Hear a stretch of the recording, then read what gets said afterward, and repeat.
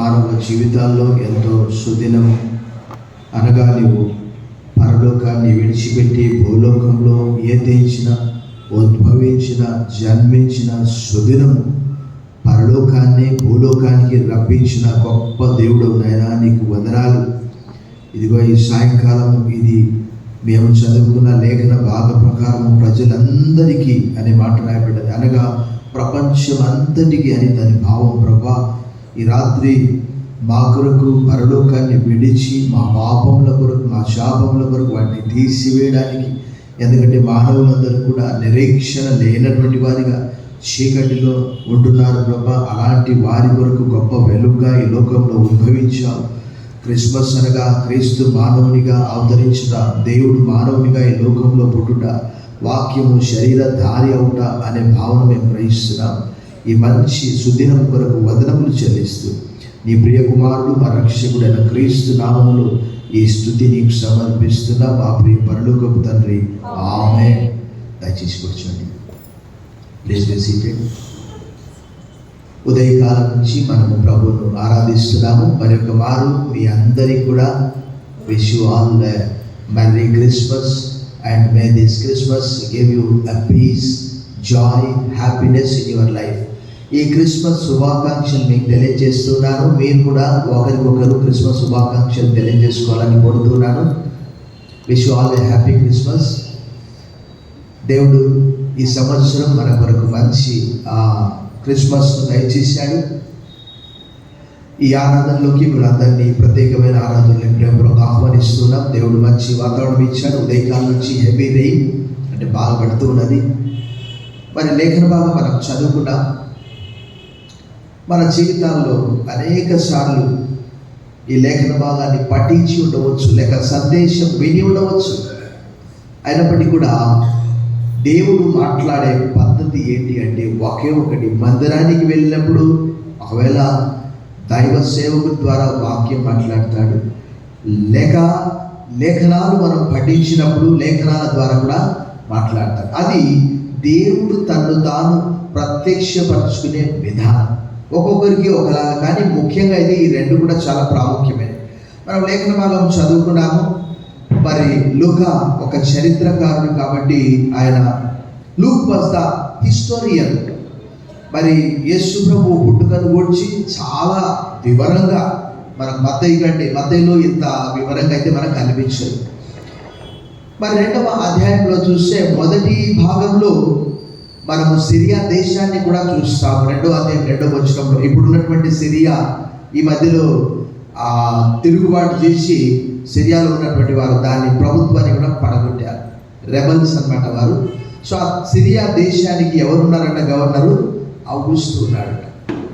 So దాదాపుగా నేను అంటే యేసు ప్రభు వారు చరిత్రలో మరి ఉన్నాడు అని చెప్పడానికి అనేకమైనటువంటి రుజువులు కూడా మనకు కనిపిస్తుంది. లూకా సువార్త 3వ అధ్యాయంలో ప్రభు ఉండినప్పుడు ఎవరెవరు పరిపాలించారు, తర్వాత ఇక్కడ లూకా 2లో కూడా 1వ వచనం 2వ వచనంలో కూడా ఎవరు పరిపాలించారో స్పష్టంగా మనకు రాయబడ్డది. మొదటి భాగంలో మనం చూస్తే ఆల్రెడీ యేసు ప్రభు వారు పుట్టారు. 7వ వచనంలో పుట్టాడు. తర్వాత ఆయనకు అక్కడ సత్రంలో స్థలం లేదు అనే మాట కూడా రాయబడ్డది. తర్వాత ఇమీడియట్గా 8వ వచనం వచ్చే వరకు మనకు ఎక్కడ ఏమని రాయబడ్డది అంటే ఆ దేశంలో అనే మాట రాయబడ్డది. ఏ దేశం అది చెప్పండి? అది ఎక్కడో కాదు, యేసు ప్రభు ఎక్కడైతే పుట్టాడో బెత్లెహేములో ఆ సరౌండింగ్లోనే ఈ సమాచారము దూతలకు తెలపబడ్డది. దానికి సమీపంగా యేసు ప్రభు ఎక్కడైతే పుట్టాడో, సో అప్పుడు ఆ రాజు పరిపాలిస్తున్నాడు. ఆ దినములలో సర్వలోకములకు ప్రజాసంఖ్య వ్రాయవలనని కైసరు ఔగుస్తు వల్ల ఆజ్ఞాయను. ఇది కురేనియు సిరియా దేశములకు అధిపతి అయినప్పుడు జరిగిన మొదటి ప్రజాసంఖ్య. మనందరికీ తెలుసు, క్రీస్తు పూర్వములోనే ఈ ప్రాంతాలన్నీ కూడా ఎవరు స్వాధీనంలోనికి తెచ్చుకున్నారు తెలుసా? రోమీయులు. క్రీస్తు పూర్వము దాదాపుగా 70-60 ప్రాంతంలోనే ఈ ప్రాంతాలన్నింటినీ కూడా స్వాధీనం చేసుకున్నారు. యేసు ప్రభు వారు పుట్టింది ఎప్పుడంటే క్రీస్తు పూర్వము 4వ సంవత్సరం.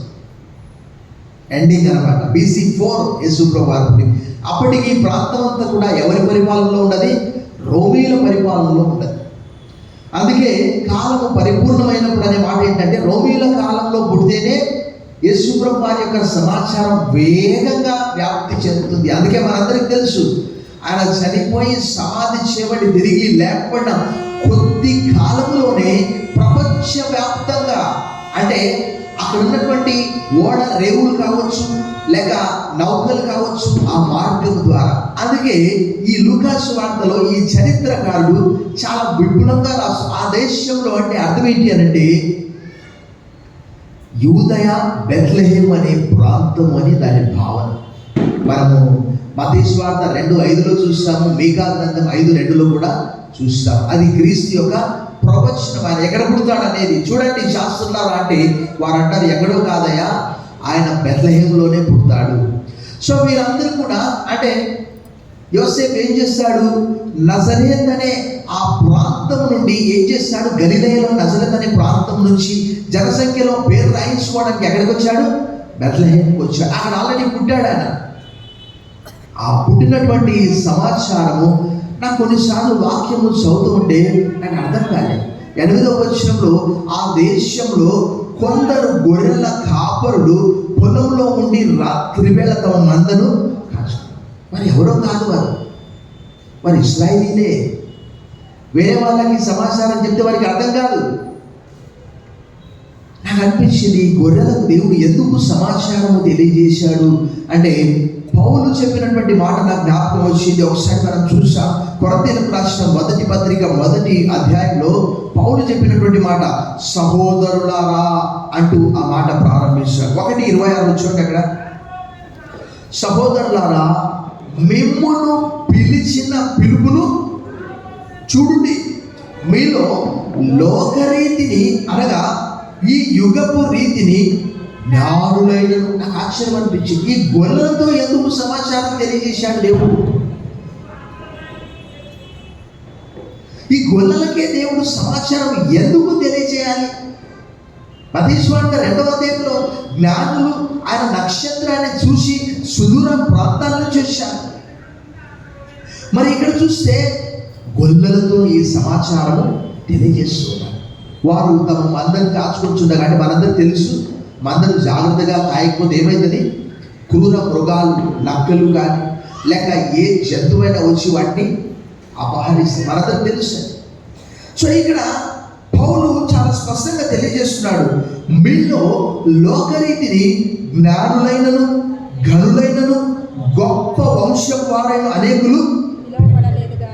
ఒకవేళ చూడండి, ప్రపంచంలో యేసులో పుట్టినటువంటి కాలంలో అనేక సందర్భాలు నేను తెలియజేశాను. ఏంటి అంటే, గ్రీక్ ఇన్ఫ్లుయెన్స్ చాలా ఉన్నది. పరలోకం వెళ్ళాలంటే ఏం కావాలట? రక్షణ కాదంట. ఏం కావాలట? జ్ఞానం కావాలట. నాకు ఆశ్చర్యం అనిపించింది. జ్ఞానం ఉన్నటువంటి వారే పరలోకాన్ని చేరుకుంటారట.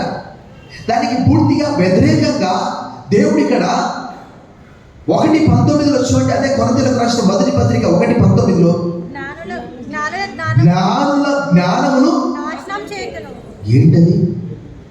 నాకు ఆశ్చర్యం అనిపించింది. మరి చూడండి, ఎక్కడైనా పుస్తకాలు దొరికితే తెలివిలేనటువంటి వారు పరలోకానికి వెళ్ళరట, వారికి రక్షణ లేదట. ఇది ఎలా అంటే, చదువుకున్నటువంటి వాళ్ళంతా నరకానికి, బాగా జ్ఞానం ఉన్న వాళ్ళంతా పరలోకానికి. ఇది ఎలా సాధ్యం?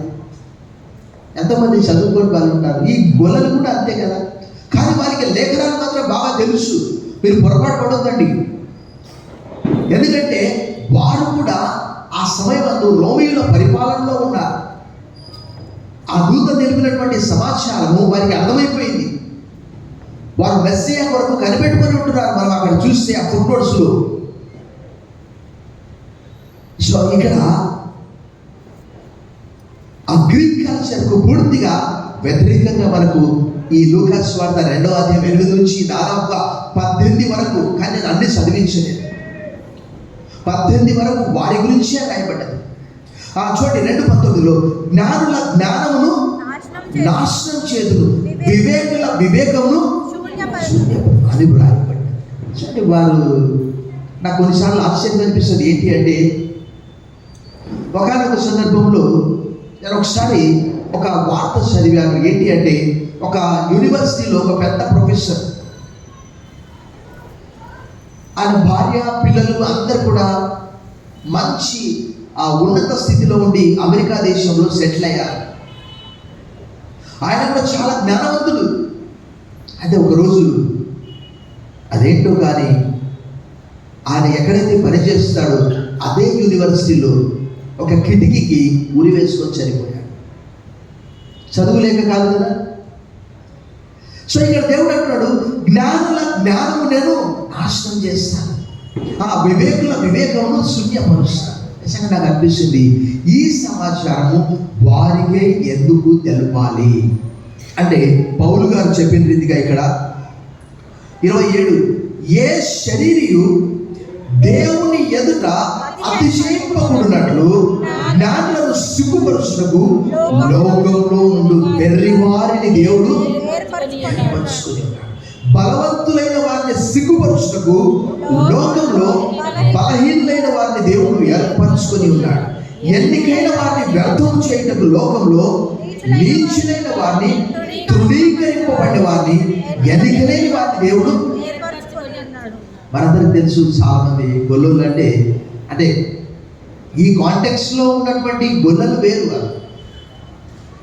ఈ కాంటెక్స్ట్ లో ఉన్నటువంటి వారు మన దేశంలో మన ప్రాంతంలో ఉండే గొల్లల వంటి వారు కాదు. వారికి ఏం తెలియదు, వారికి లేఖనాలు తెలియవు. కానీ వీరికి మాత్రము లేఖనాలు స్పష్టంగా తెలుసు. వారు రాజకీయ పరంగా, మతపరంగా, ఇంకా ఆధ్యాత్మికంగా ఎంతో కురిగిపోయి ఉంటున్నారు. వారికి కూడా ఒక నిరీక్షణ ఉన్నది. అంటే మెస్సియా వస్తాడు అనేది వారికి తెలుసు. కాబట్టి ఆ సమాచారం తెలిపిన వెంటనే వారు కూడా నమ్మారు. అందుకే వెంటనే ఆ దూత సమాచారాన్ని నమ్మారు. కాబట్టి వారు వెళ్ళి ఇతరులకు కూడా ప్రకటించినట్టు మనం చూస్తున్నాం. అయితే దీనికి ఒక మనం టైటిల్ కూడా పెట్టుకోవచ్చు. ఏమని పెట్టుకోవచ్చు? గ్రేట్ జాయ్ ఆఫ్ క్రిస్మస్ అని పెట్టుకోవచ్చు. క్రిస్మస్ యొక్క మహా సంతోషం అని చెప్పుకోవచ్చు. ఎందుకంటే పరలోకం అంతా కూడా భూలోకానికి వచ్చేసింది. మరి ఇక్కడ చూస్తే యేసుప్రభు వారి పుట్టుక ఆ రోజు మత్తయి సువార్త 2లో చూస్తే ఆ జ్ఞానులు, లూకా సువార్త 2వ అధ్యాయంలో చూస్తే ఈ గొల్లలు, వారు మాత్రమే దర్శించారు. ఇంక ఎంతమంది దర్శించారు? ఒకవేళ ప్రపంచవ్యాప్తంగా అప్పుడు ఎంత జనాభా ఉండి ఉండవచ్చు, ఎన్ని దేశాలు ఉండి ఉండవచ్చు. అనేక దేశాలు రోమీల పరిపాలనలో ఉన్నాయి. ఎన్ని దేశాలు అనేది కాదు, బహుశా మనం క్యాలిక్యులేట్ చేస్తే ఆ దినాల్లో ఎన్ని దేశాలు ఉండేవంటే 72 దేశాలు. ఆదికాండం 10వ అధ్యాయంలో రాయబడిన ప్రకారము ఆ 10 మంది ఏమైపోయారంటే 72 మందిగా మారిపోయారు. అంటే 72 పేర్లు అక్కడ మనకు ఉంటున్నాయి. 70 నుంచి 72 పేర్లు. అంటే వారు ఎవరో కాదు, షేము, హాము, యాపెతు సంతతి. సో అప్పుడు జనాభా ఎంత ఉండి ఉండవచ్చు మనకు తెలియదు. We do not know exactly. మరి యేసు ప్రభువుని దర్శించింది ఎంతమంది? ఈ ఇశ్రాయేలీయుల యూదులు, వాళ్ళకి లేఖనాలు తెలుసు, ఎందుకు దర్శించలేదు? We do not know exactly. యెరూషలేము అంతా కూడా కదిలి రావాలి. దానికి బదులుగా ఆ జ్ఞానులు 3 లేక 4 అని చెప్తూ ఉంటారు. ఈ గొల్లల సంఖ్య మాత్రం రాయబడలేదు. వారు వచ్చి ఏం చేశారు? యేసు ప్రభువును దర్శించుకున్నట్లు కూడా మనం చూస్తాం. ఆ చిన్నపిల్లలు వేసే నాటికలో, ఆ చిన్న క్రిస్మస్లో ఏం చేస్తారు?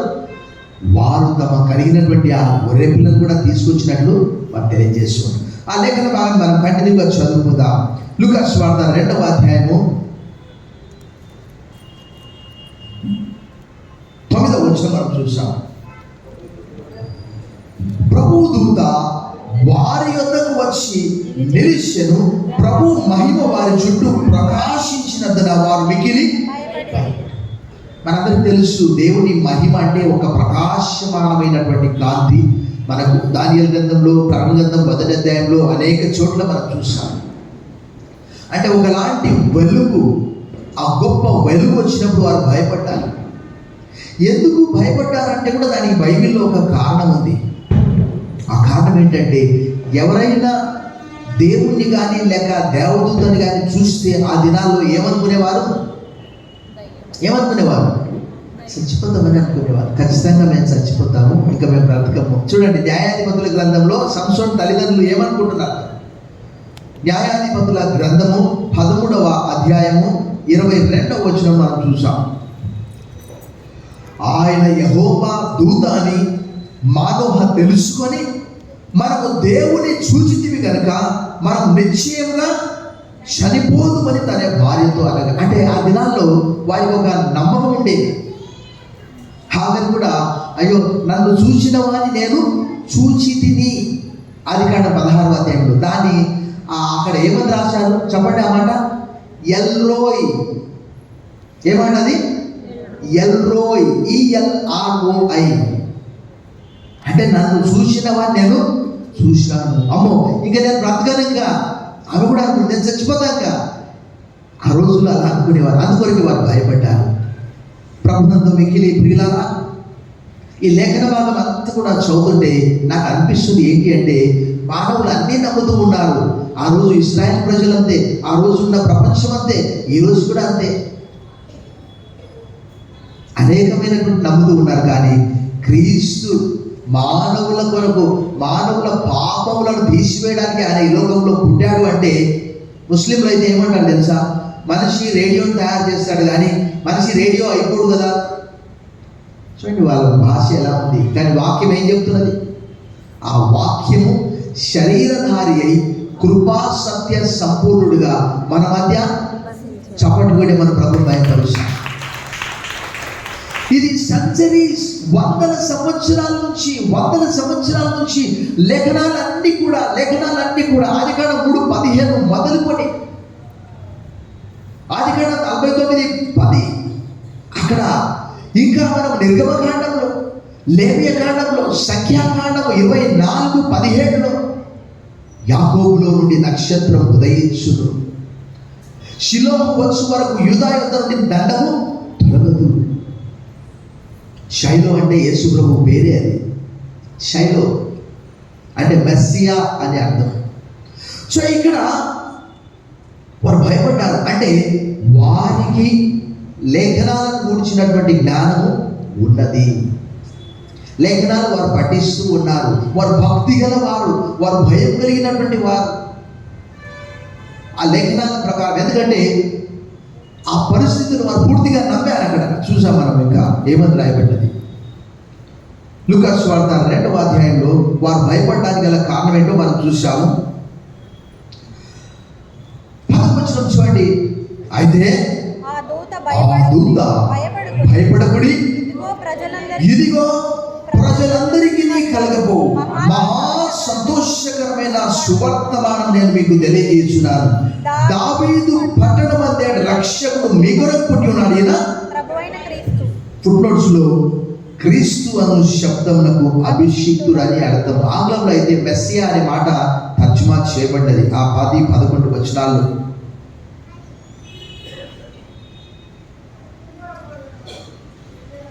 Then an angel of the Lord stood before them, and the glory of the Lord shone around them, and they were terrified. But the angel said to them, do not be afraid. Do not be afraid, for see, I am bringing you good news of great joy for all the people. To you is born this day in the city of David a Savior, who is the Messiah. ఇక్కడైతే Messiah అని తర్జుమా చేశారు. మళ్ళీ దానికి అర్థం ఏమని ఇచ్చారు? Messiah అంటే ఇక్కడ ఆర్ ద క్రైస్ట్ ఆప్షన్ ఇచ్చారు. క్రీస్తు అంటే మెస్సియా, మెస్సియా అంటే క్రీస్తు. మనం కన్ఫ్యూజ్ కావద్దు. లేఖనాల్లో మేము మెస్సియాని కనుక్కున్నాము, క్రీస్తుని కనుక్కున్నామంటే రెండు ఒకటే. సో ఇక్కడ 10వ వచనం ప్రకారం మనందరికి తెలుసు ఈ గుడ్ న్యూస్. ఈ రోజుల్లో గుడ్ న్యూస్ అంటే ఒక మంచి మాల్ ఓపెన్ చేస్తే కూడా దాన్ని ఏంటంటారు? అదొక గుడ్ న్యూస్ అంటారు. షాపింగ్ మాల్ ఓపెన్ చేస్తే అది గుడ్ న్యూస్ అంట. సువార్త, శుభవార్త అని చెప్పి ఒక ప్యాంప్లెట్ వేసి పంచుతూ ఉంటారు. నిజంగా షాపింగ్ మాల్కి వెళ్ళాలంటే డబ్బు ఉండాలి కదా. డబ్బు ఉండాలంటే బాగా ధనవంతులు అయి ఉండాలి కదా. సరే, వాళ్ళ శక్తి కొలది. సో ఇక్కడ మరి అలాంటి సువార్త కాదు ఇది. కానీ ప్రజలందరికీ అనగా ఇందాక నేను చెప్పాను, వారు మతపరంగా ఎలా చెప్పగలుగుతున్నాము? మతపరంగా, రాజకీయ పరంగా, ఆధ్యాత్మికంగా వారు మెస్సియా కొరకు ఎదురు చూస్తూ ఉన్నారు. యోర్దాను ఆవల మత్తయి సువార్త 4:16 యెషయా గ్రంథం 9:2 అక్కడ రాయబడి ఉన్నది. ఏమని రాయబడినది? చీకటిలో నడుచుచుండు ప్రజలు ఏం చూశారట? గొప్ప వెలుగులు చూశారట. అక్కడ రాయబడ్డది. అంత్యకాలం చూసాం మనం మత్తయి సువార్త 4వ ఆ యెషయా గ్రంథంలోని ఆ లేఖనాల ఆ ప్రవచనం యొక్క భావము చూడండి. 16వ చివరి లేక 12:16 నజరేతు విడిచి జబూలూను నఫ్తాలి అను దేశం. ఇవన్నీ ఏంటివి? ఒక నిమిషం. 12 గోత్రాల్లో జబూలూను నఫ్తాలి కూడా ఉన్నారు. ఈ ప్రాంతం అంతా కూడా ప్రజలు. యోర్దాను ఆవల 11 గోత్రాలు ఉన్నవి. యోర్దాను ఈవల ఒక్క గోత్రం మాత్రమే ఉన్నది. ఎవరు వాళ్ళు? రూబేనీయులు. వారు పంచక ముందు మేము ఇక్కడే ఉంటామన్నారు. కానీ మోషే ఒప్పుకోలే. లేదు, యుద్ధం చేస్తే మీరు తప్పకుండా రావాలి. అక్కడ రాయబడ్డది. ఇంకా వాళ్ళు అక్కడే బలి అర్పించడం ప్రారంభించారు. బలి అర్పిస్తే దేవుడు అబ్జెక్షన్ చేశాడు. అయితే ఆ ప్రాంతం అంతా కూడా ఎలా ఉన్నది అని అంటే, అక్కడ భక్తుడు యెషయా గ్రంథం 9:2 భావాన్ని ఇక్కడ తెలియజేస్తున్నాడు. చూడండి. నజరేతు విడిచి జబూలూను నఫ్తాలి అను దేశముల ప్రాంతములో సముద్ర తీరమందని కపెర్నహూమునకు వచ్చి కాపురముండెను. మరలా జబూలూను దేశమును నఫ్తాలి దేశమును యోర్దానుకు ఆవలనున్న సముద్ర తీరమున అన్యజనులు. ఇక్కడ మనం ఆగుదాం. చూసారా? ఇది కేవలము ఇశ్రాయేలు ప్రజలకు మాత్రమే కాదు. అంటే వారు అంధకారంలో ఉన్నారు. వాస్తవంగా మనందరికీ తెలుసు. ఆధ్యాత్మికంగా భ్రష్టులై ఉంటున్నారు. అందుకే దేవుడు మరలా మనం ఇక్కడ రోమీయులకు రాసిన పత్రిక 11వ రాయబడి ఉన్నది. ఏమని రాయబడ్డది? గత వారం మనం చూసాం. సియోన్లో నుండి విమోచకుడు వచ్చి ఏం చేస్తాడట? యాకోబులో నుండి భక్తిహీనతను తొలగిస్తాడట. ఇక్కడ రాయబడ్డది. మనం గత వారం చూసాం ఐక్యత. సో ఇక్కడ కూడా సముద్ర తీరమున ఎవరున్నారట? అన్యజనులు నివసించు గలిలయయు. గలిలయ అంటే మనం ఒకసారి ఆగాలి. శిష్యులందరూ ఏ ప్రాంతానికి చెందినవారు? ఎవరని చెప్పాను? ఇస్కరియతు యూదా తప్ప మిగతా వాళ్ళందరూ ఎవరట? గలిలయులంట. మనకు ఎలా తెలుస్తుంది? బైబిల్ బాగా చదివితే తెలుస్తుంది. అపోస్తలుల కార్యం 2వ వాళ్ళు ఏమన్నారు? వీళ్ళు గలిలయులు కాదా? వీళ్ళు మన భాషలో మాట్లాడుతున్నారేంటి? దేవుని కార్యాలు అలాగే ఉంటాయి. అపోస్తలుల కార్యం 2వ కానీ అనేక చోట్ల కూడా దేవుని కార్యాలు మనకు అర్థం కావు. దేవునికి అవసరమా ఇదంతా? నాకు అనిపిస్తుంది.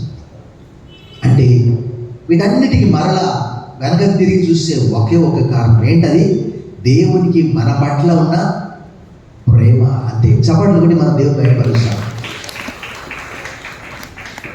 ఎందుకంటే ఆ రోజు ఇశ్రాయేలు కూడా అంతే. దేవుడు వారిని ప్రేమించాడు, ఏర్పాటు చేసుకున్నాడు. అయినప్పటికీ వాళ్ళు ఏం చేశారు? యెషయా గ్రంథం 1వ అన్నాడు కదా, I have reared the children but they rebel against me. నేను పిల్లలను పెంచి గొప్పవారిగా చేసింది, అయిన వారు నాపై. ఆయన బాధ ఎవరితో చెప్తున్నాడు? ఆకాశంతో చెప్తున్నాడు, భూమితో చెప్తున్నాడు. సో ఇక్కడ అంటే అన్యజనులు నివసించు గలిలయయు చీకటిలో కూర్చున్న ప్రజలను. నిజంగా చీకటి అంటే అది నిజంగా చీకటి కాదు, పగలు వస్తుంది. మన గత వారం చూసాము. ఏంటది? ఇశ్రాయేలు అంటే ఏంటంటే అక్కడ చీకటిలో తడుముకుంటున్నారంట. గత వారం నేను చెప్పాను. అంటే వారు ఎక్కడికి వెళ్ళాలో తెలియదు. యేసుప్రభువు వారు అన్నాడు కదా, చీకటిలో నడిచేవాడు వాడు ఎక్కడికి వెళ్తున్నాడు వానికి తెలియదు. ఇక్కడ కూడా చీకటి అంటే వాస్తవంగా చీకటి కాదు, ఆధ్యాత్మిక చీకటి, అంధకారం. ఇంకేంటంటే కళ్ళు మూసుకున్నా తెలిసిన అంత శూన్యం లాగానే ఉంటుంది అనమాట. అలాంటి సమయంలో ఈ సువార్తను అనగా కొన్ని వందల సంవత్సరాల నుంచి దేవుని యొక్క ప్రణాళికలో యేసు ప్రభువు వారు ఈ లోకానికి రావాలనేది మత్తయి సువార్త 1:2 కానీ, లూకా సువార్త 1:2 కానీ, ఇంకా యోహాను సువార్త 1 కానీ, కొన్ని వందల సంవత్సరాల ప్రవచనాలన్నీ మోషే ప్రవచించడం కానీ, సమూయేలు ప్రవచించడం కానీ. ఇక్కడ చూడండి, అక్కడ మరణ ప్రదేశంలోను మరణ ఛాయలోను కూర్చుంటున్న వారికి ఏం కలిగిందట? వెలుగు ఉదయించిందట. ఈరోజు సాతాను వెలుగుదూత వేషం వేసుకొని ఉంటున్నాడు. అనేక మంది అక్కడ పరిగెత్తున్నారు, ఇక్కడ పరిగెత్తున్నారు. నిజమైన వెలుగు ఉండేను అనే మాట యోహాను సువార్త 1వ అధ్యాయంలో రాయబడింది. అంటే దాని అర్థం ఏంటి? అబద్ధ వెలుగు కూడా ఉంది. అనేక మంది లేఖనాలు చదవడంలో చాలా వెనకబడి ఉన్నారు. ఇంకేంటంటే ఎవరు ఏం చెప్తే అది నమ్మడం గుడ్డిగా. మరణ ఛాయలోను మరణ ప్రదేశంలోను కూర్చుండిన వారికి వెలుగు ఉదయించాలని ఎవరి ద్వారా రాయబడ్డది? ప్రవక్త అయిన యెషయా ద్వారా పలకబడిన నెరవేరినట్లు ఇలా జరిగింది. ఎక్కడ రాయబడ్డది? క్రీస్తు పూర్వము 750లో యెషయా గ్రంథము 9వ అధ్యాయం 2వ వచనంలో రాయబడ్డది. అది ఇక్కడ నెరవేరింది. అంటే మనం ఏం చెప్పుకున్నాము? వందల సంవత్సరాల నెరవేర్పు ఇది. మరలా చెప్పండి కొట్టి మన దేవుని లేఖనాలు నెరవేరాయి. ప్రభు అన్నాడు కదా, నేడు మీ వినికిడిలో ఈ లేఖనము నెరవేరిందా? నా గురించే రాయబడ్డది. నిజంగా ఒక్కసారి ఏదెన్లో ఆదాముతో హవ్వతో దేవుడు నడిచాడు. మరలా దాదాపుగా 4000 సంవత్సరాల తర్వాత ఈ భూమి మీదకి ఆయన దిగి వచ్చాడు. మానవునిగా, శిశువుగా ఈ లోకంలో పుట్టాడు. పుట్టినప్పుడు సాక్షాత్తు సర్వ సృష్టికర్త అయిన దేవుడు సమస్తమును ఆయన మూలంగా కలిగినది ఏది ఆయన లేకుండా. ఆయనను 1:11 ప్రకారం ఆయన తన స్వకీయులకు వచ్చాను, వారు ఆయనను he came to his own but they did not accept him, they did not receive him. So మరలా మనము లూకా సువార్త 2వ అధ్యాయానికి వెళ్ళినప్పుడు అక్కడ మరికొన్ని విషయాలు మనం నేర్చుకుంటాం.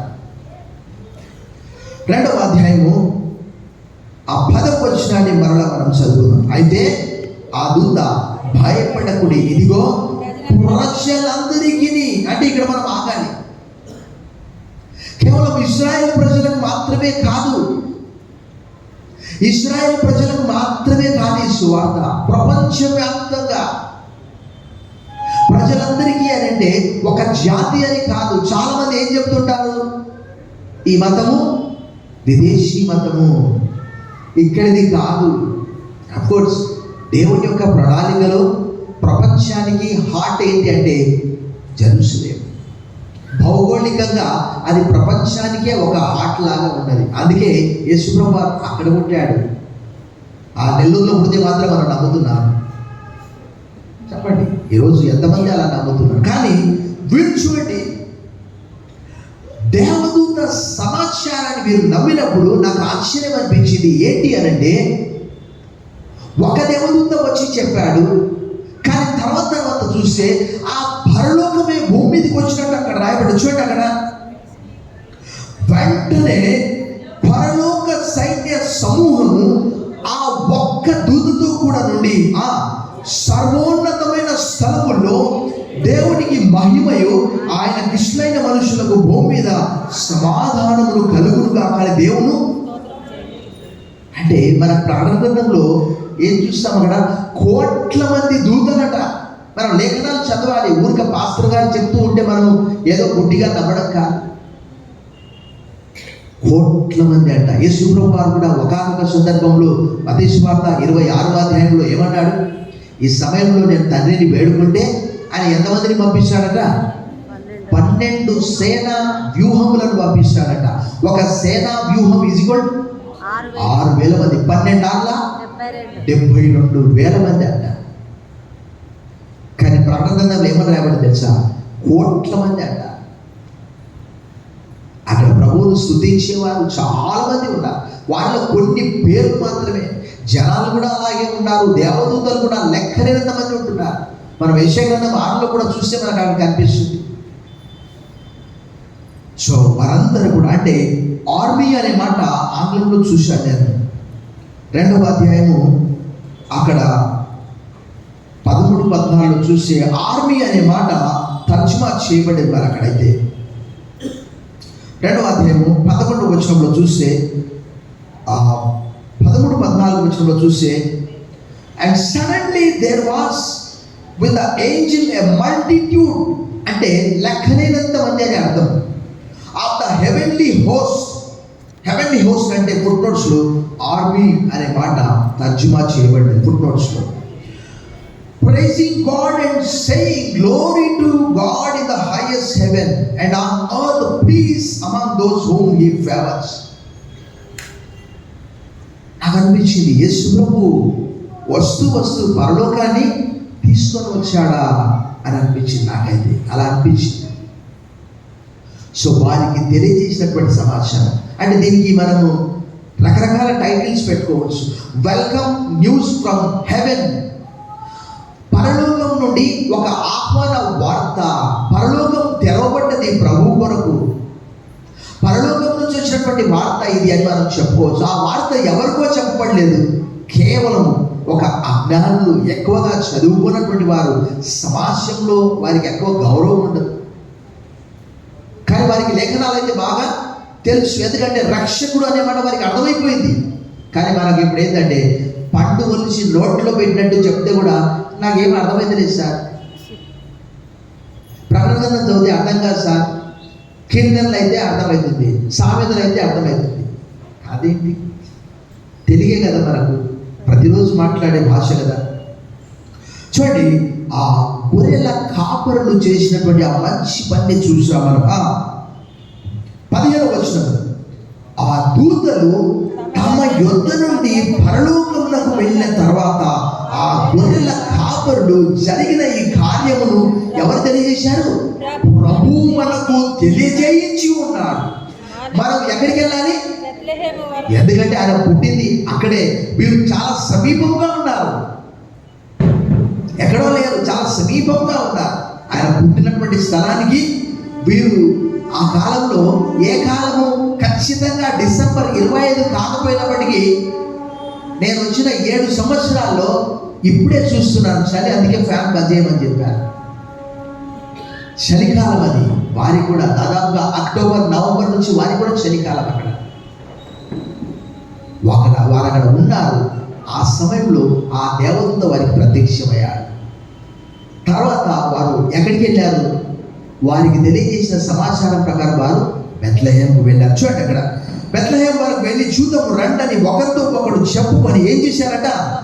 త్వరగా వెళ్ళి. చూసారా, మనమైతే ఏం చేస్తామంటే, అసలు క్రిస్మస్ ఆరాధనకు రావడానికి నేను చూశాను ఒక్కొక్కరిని ఇట్లా 12:45కి వచ్చారు.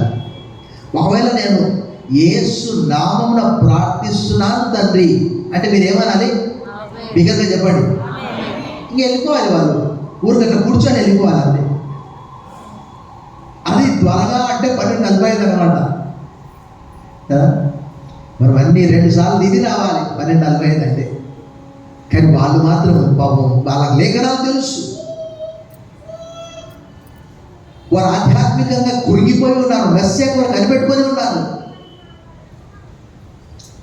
అప్పుడు వారు వెంటనే చూడండి త్వరగా వెళ్ళి మరియను యోసేపును తొట్టిలో పండుకొని నా శిశువును చూసిరి. ఎందుకు చూశారు అని అంటే వారికి ఒక సైన్ చూపించాడు. చూడండి, ఆ పై భాగంలో మనకు 12వ వచనంలో దానికి ఇదే మీకు ఏంటది? ఒక శిశువు పొత్తి గుడ్డలతో చుట్టబడి ఒక తొట్టిలో పండుకొని ఉంట మీరు చూస్తారు. ఇది ఒక సైన్ అన్నమాట.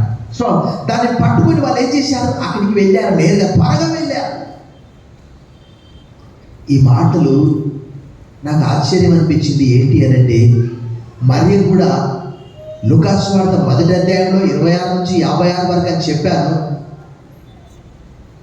ఆమె కూడా తెలుసు. ఏం చెప్పాడు? దేవదూత వచ్చి, అమ్మా ఇది మొదలుకొని యాకోబు వంశస్థులను ఆయన యుగ యుగములు ఏల్తాడు. 1వ అధ్యాయం 32-33 వచనాల్లో ఆ విషయాలన్నీ కూడా రాయబడ్డది. కానీ ఈ గొల్లల ద్వారా ఈ వార్త తెలియజేసినప్పుడు ఆమె కూడా ఆశ్చర్యపడి, చూడండి మనం 17వ వచనం చూస్తే, వారు చూచి ఈ శిశువును గూర్చి తమతో చెప్పబడిన మాటలు ఏం చేశారట? ప్రచురము చేసి ఈ రక్షకుని గూర్చి, ఈయన అందరి కొరకు పుట్టాడు అన్నటువంటి సమాచారం వారు ప్రచురం చేశారట. మరి ఆ విషయాలన్నీ కూడా జాగ్రత్తగా 18-19 వచ్చి గొర్రెల కాపరులు తమతో చెప్పిన సంగతులను గురించి విన్నవారందరూ మిక్కిలి ఆశ్చర్యపడి, ఆంగ్లంలో అమేజ్డ్ అనే మాట రాయబడ్డది. అయితే మరియా ఆ మాటలన్నీ తన హృదయంలో తలపోసుకొనుచు భద్రము చేసుకొని ఆమెకు అర్థమైపోయింది. 1వ అధ్యాయంలో 26వ వచనం నుండి 56వ వచనం వరకు కూడా ఆమె కూడా దేవుని స్తుతించింది. ఆ మాటలు చాలా చక్కగా ఉంటాయి. ఆ ఒక్క మాట నాకు చాలా మంచిగా అనిపిస్తుంది. ఏంటి అంటే చూడండి 49వ వచనం, సర్వశక్తిమంతుడు నాకు గొప్ప కార్యములు చేశాను. యాక్చువల్గా నేను అడ్వెంట్లో ఈ వాక్యం చెప్పాలనుకున్నాను. ఆ గొప్ప కార్యం ఏంటి అంటే సముద్రాన్ని 2 పాయలుగా చేయడం మాత్రమే కాదు.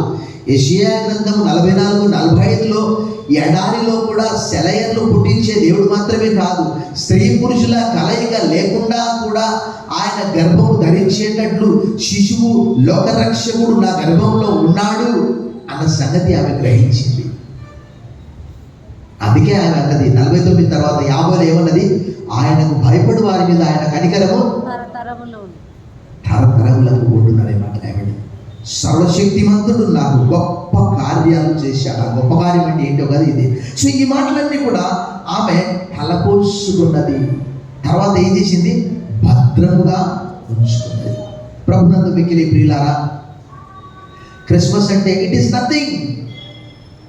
Christmas is God became man. దేవుడు మానవునిగా అవతరించాడు. ఎందుకనంటే మనందరికీ తెలుసు, చాలా సందర్భాల్లో నేను చెప్తూ ఉంటాను, దేవుడు మానవుల పాపాలను తీసేయడానికి వారందరూ కూడా ఆధ్యాత్మికంగా కృంగిపోయి ఉన్నారు. మత్తయి సువార్త 4వ అధ్యాయం 16, 17, 18 వచనాల్లో చూస్తే మరణ ప్రదేశంలో ఉన్నారట, మరణ ఛాయలో ఉన్నారట. వారికి ఈ క్రీస్తు అనే వెలుగు ఉదయించింది. చప్పట్లు కొట్టి మన ప్రభువు మహిమపరుస్తాం. ఎందుకంటే యోహాను సువార్త 1:3లో ఏమని రాయబడింది? నిజమైన వెలుగు ఉండెను, ఆ వెలుగు అందరికీ ఎలా ఉన్నదట? వెలుగిస్తూ ఉన్నదట, జీవమిస్తూ ఉన్నదట. అక్కడ రాయబడింది, in him there was light and the light was light unto men, life unto men. అంటే ఆ వెలుగు మనుష్యులకు జీవమై ఉండెను అనే మాట రాయబడింది. అది మామూలు వెలుతురు కాదు, జీవము కలిగినటువంటి వెలుతురు అనే మాట 1:3లో ఆ మాట రాయబడ్డది. ప్రభునందు మిక్కిలి ప్రియులారా, ఈ సాయంకాలము ఈ వార్త ఆ రోజు ఆ గొల్లలకు తెలియజేశారు. మనందరికీ తెలుసు, ఎవరైనా ఈ లోకంలో జ్ఞాని కావాలంటే ఏం కావాలట? వెర్రివాడు కావాలట. ఇంగ్లీష్లో ఏమంటారు తెలుసా? లునాటిక్ అంట, పిచ్చోడు రా అంటారు. సరే కదా, వాడు పిచ్చోళ్ళు అనంత మాత్రం మనం పిచ్చోళ్ళు అవుతామా? దేవుని వాక్యం అలా చెప్తుంది. అంటే యేసుప్రభువు నమ్మిన వాళ్ళందరినీ ఏమంటారు తెలుసా? యూట్యూబ్లో పెడుతుంటారు. ఏమంటారు? గొర్రెలంట. నిజమే, గొర్రె సాధు జంతువు కదా, అది ఎవరికి హాని చేయదు. అప్పుడు మీరేమనుకోవాలి? గొర్రెలు అని మీరు పిలుస్తున్నారు అంటే మీరు క్రూర మృగాలని అనుకోవాలి. మేము గొర్రెలనే కదా, సాధువులం. గొర్రె సాధు, గొర్రె ఎవరికైనా హాని చేస్తుందా? సో ప్రభునందు మిక్కిలి ప్రియులారా, ఈ గొర్రెల కాపరులకు ప్రభువు తెలియజేయించాడు. మరి మనకు కూడా ఈరోజు తెలియజేయిస్తూ ఉన్నాడు వాక్యం ద్వారా. కానీ మనం నమ్ముతూ ఉన్నామా? ఒక భక్తుడు చార్ల్స్ స్పర్జన్ ఈ విధంగా చెప్తాడు, ఆయన బెత్లెహేంలో పుట్టడానికంటే ముందుగా నీ హృదయంలో పుడితేనే బెత్లెహేంలో పుట్టినట్టు. సో ఆయన పుట్టాడు, 2000 సంవత్సరాలు గడిచిపోయింది. కానీ ఇప్పటికీ ఇంకా అనేక మంది ఏంటంటే, పాప నా ఎదురుగా ఎవరో అక్కడ బయట క్యాండిల్స్ వెలిగించిపోయారు, వెలుగుతూ ఉన్నాయి. అక్కడ క్యాండిల్ అంటే కాసేపు వెలిగిస్తే అది ఏమవుతుంది? మైనమది కరిగిపోతుంది అంతే. కానీ యేసు ప్రభు వారు ఏమన్నాడు? ఐఎమ్ ద ట్రూ లైట్ అన్నాడు. నేను నిజమైన వెలుగును అన్నాడు. I'm the light of the world అన్నాడు. నేను లోకానికి వెలుగును అన్నాడు. ఆయన వచ్చి మనందరినీ కూడా చీకట్లో నుంచి, అసత్యంలో నుండి, మరణంలో నుండి బయటికి తీసుకొని వచ్చాడు. ఈ వార్త కేవలం వారికి మాత్రమే కాదు, ఈరోజు ప్రపంచవ్యాప్తంగా కోట్ల మంది ఆయా జాతుల ప్రజలు. ఎందుకంటే మనందరికీ తెలుసు, అపోస్తలుల కార్యం 10:34-35 వచనంలో పేతురు అన్నాడు, దేవుడు పక్షపాతి కాడని నిజంగా గ్రహించి ఉన్నాడు. ప్రతి జనములోనూ ఆయనకు భయపడి నీతిగా నడుచుకుని వారిని ఆయన అంగీకరించారు. యేసుక్రీస్తు అందరికీ నా మోటార్ సైకిల్కు రాసుకున్నాను ముందు వైపు, యేసు మసీహ్ సబ్కా ఖుదావంద్ హై అని ముందు వైపు రాసుకున్నాను. వెనక వైపు ఏం రాసుకున్నాను తెలుసా? నా వెనక ఎవరైనా హెడ్లైట్ పడుతుంది కాబట్టి, యేసు దునియా కా నూర్ హై, యేసు లోకానికి వెలుగై ఉన్నాడు. చప్పట్లు కొట్టి మనం ప్రభువుని మహిమపరచాం.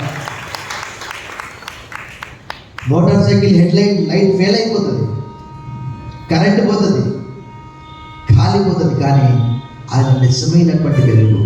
ఈ సాయంకాలము ఈ సమాచారం ఇది కేవలం అక్కడ ఉన్నటువంటి ప్రజలకు మాత్రమే కాదు, సమస్త ప్రజలకు అనే మాట కూడా మనకు రాయబడింది. ఈరోజు ఇంకా ఇక్కడ ఎవరైనా రక్షించబడినటువంటి వారు ఉంటే, ఇంకా ప్రభువును అంగీకరించినటువంటి వారు ఉంటే, ఇంకా నామినల్గా ఎక్కడో పుట్టాడు ఆయన, నా కొరకు కాదు అని అనుకునే వారి కొరకు ఒకనొక దినం వస్తుంది. బైబిల్ అంతా తెలియజేస్తున్నది, చాలా స్పష్టంగా తెలియజేస్తున్నది.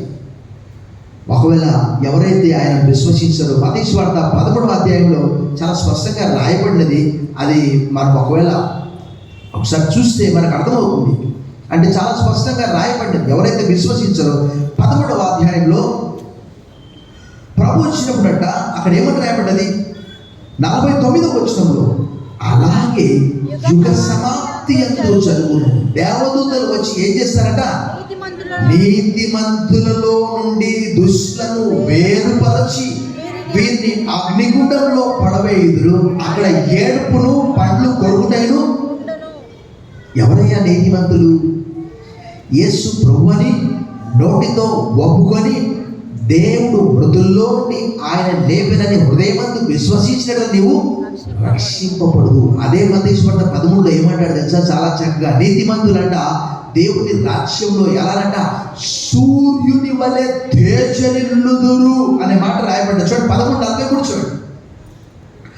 అప్పుడు నీతిమంతులు తమ తండ్రి రాజ్యములో సూర్యుని వలె తేజరిల్లుదురు. చెవులు గలవాడు వినుడుగా. ఎంతమందికి చెవులు నా చేద్దండి? ఉన్నాయా? ఎవరైనా ఒకవేళ మెషిన్ పెట్టుకున్నారా? సో అంటే ఎందుకు ప్రభు అలా అన్నాడు నాకేం తెలియదు. అంటే చివరి ఒక మాట చెప్పి నేను ముగిస్తాను. ఆధ్యాత్మిక విషయాల పట్ల మనము ఎలా ఉండాలంట? అటెంటివ్గా ఉండాలంట. ఇది నాకు కాదులే.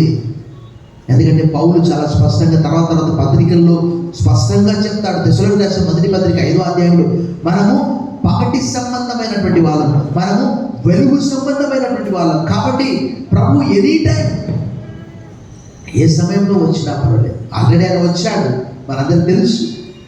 ఆ పాట 2000 వర్షాలు శ్రీరక్షకుడు పుట్టగానే పాట, ఆ చరణం పాడదాం. శ్రీరక్షకుడు పుట్టగానే పాట 129 3వ చరణం మాత్రం పాడదాం మనం. గానము తోబేలిన పడే 2000 వర్షములు గతించిపోయెను, భూప్రజలు వినోదులై యుద్ధంబులాడియా, మనోజ్ఞమైన గానము నలక్ష్య పెట్టి. 2000 సంవత్సరాలు గడిచిపోయింది. చివరిగా ఒక మాట జ్ఞాపకం చేస్తాను. ఆయన మళ్ళీ బెత్లెహేములో పుడతాడా? ఆల్రెడీ పుట్టాడు. మళ్ళీ నీ కొరకు నా కొరకు పుడతాడా? పుట్టాడు. ఆయన పని దేవుని వాక్యంలో ప్రసంగి గ్రంథంలో అంటాడు, దేవుని కార్యాలు మనకు అర్థం కావు. ఒక మాట చూపిస్తాను చూడండి. ప్రసంగి గ్రంథము 11వ అధ్యాయంలో భక్తుడు చెప్తాడు, అంటే దేవుని కార్యాలు మనకు అర్థం కావు. 11వ అధ్యాయంలో చూడండి 5వ వచనం మనం చూసాం. చూడాలి గర్భమందు ఎముకలు ఏ రీతిగా ఎదుగున నీకు తెలియదు, గాలి ఏ త్రోవను వచ్చిన నీ వెరగవు. అలాగనే సమస్తమును జరిగించు దేవుని క్రియలు నీకేం తెలుస్తుంది? ఆయన లెట్ దేర్ బి లైట్ అంటే there was light and God saw it was very good. దేవుడు వెలుగు గమ్మని పలకగా వెలుగాయన వెలుగు మంచిది అంటే దేవుడు చూశాడు, ఆ వెలుగునే పంపించాడు ఈ లోకానికి. ఇక నేనేం చేయలేనంటే అది కాదు. ఒక సమయం వస్తుంది, ఈ కనిపించే ఈ ప్రపంచం అంతా దృశ్యమైనవన్నీ కూడా ఒకానొక దినము పాడైపోతాయి. కానీ మన నమ్మకం, మన నిరీక్షణ ఏంటి అని అంటే, ప్రభు అన్నాడు యోహాను సువార్త 14వ అధ్యాయంలో, నేను ఎక్కడుంటే మీరు అక్కడ ఉండాలి. మనందరినీ పరలోకం తీసుకొని వెళ్ళడానికి వచ్చాడు. ఆయన పని అదే. నేను ఎక్కడుంటే నా శిష్యులు అక్కడే ఉండాలి. నా యందు విశ్వాసం ఉంచేవాడు అక్కడే ఉండాలి. ఆయన పక్షపాతి కాడు. సో ఈ రాత్రి వారికి తెలియజేయించాడు. వారు వెళ్ళి అనేక మందికి ప్రచురం చేశారు. ఆ విన్నటువంటి వారందరూ కూడా ఆశ్చర్యపోయారు. దేవుడు వారినే ఎందుకు అనుకున్నాడంటే, మన పౌలు గారు తెలియజేశారు. ఎవరు కూడా అతిశయపడడానికి వీల్లేదు. వాళ్ళు వెళ్ళి వేరే వాళ్ళకి చెప్పారు, వారు నమ్మారు, ఆశ్చర్యపోయారు. మరియ కూడా ఆ మాటలన్నీ విని 2:19 ఏం చేసింది? తన హృదయంలో భద్రం చేసుకొని తలపోసుకున్నది. ఏంటంటే, అబ్బా ఇంత గొప్ప రక్షకుడా, ఈ సమాచారం ఒక్క దేవుడితో నాతో చెప్తే ఆ గొల్లలు కూడా వచ్చారు. తర్వాత అక్కడ జరిగిన సంఘటనలు మనకు తెలుసు.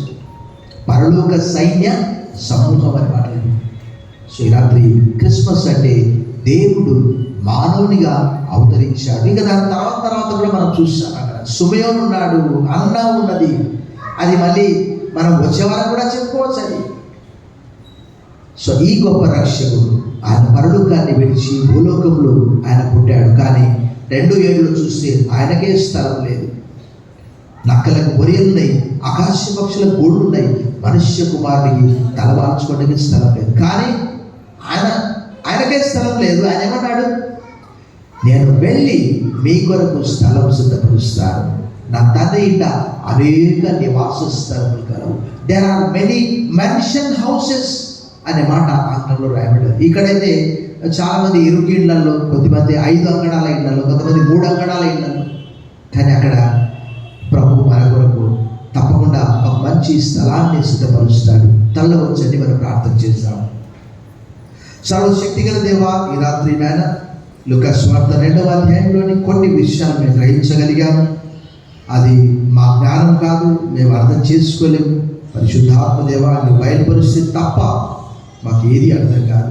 ఈ రాత్రి నీ పుట్టుక ప్రపంచానికే ఎంతో ఒక పర్వదినము, పండుగ దినము, శుభదినము. ఎందుకంటే ఒకవేళ నీవు ఈ లోకానికి రాకపోతే మానవులందరూ చీకట్లోనే, పాపంలోనే, నరకంలోనే ఉండేవారు.